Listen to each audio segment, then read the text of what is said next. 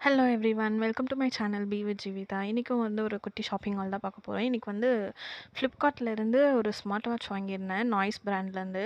இது வந்து ₹999 வாங்கியிருந்தேன். இப்போ ஆக்சுவலாக இது வந்து மே 2லேருந்து ஆஃபர் போயிட்டுருக்கு. பட் நான் வந்து ஏப்ரல் 30th வந்து நான் ஆர்டர் போட்டேன். அப்போது வந்து 1300க்கு இருந்தது.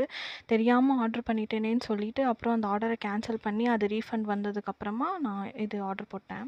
இதில் வந்து நாய்ஸ் பிராண்டோட sticker, warranty card and user manual, அப்புறமா ஒரு மேக்னெட்டிக் சார்ஜர் ஒயர் கொடுத்துருந்தாங்க. இதை வந்து நம்ம கிட்ட இருக்க சார்ஜர் அடாப்டரில் இன்சர்ட் பண்ணி நம்ம சார்ஜ் பண்ணிக்கலாம். இது வந்து ஒரு காலிங் ஸ்மார்ட் வாட்ச் தான். இதில் கால் கூட பண்ணிக்கிறதுக்கான ஆப்ஷன் இருக்குது.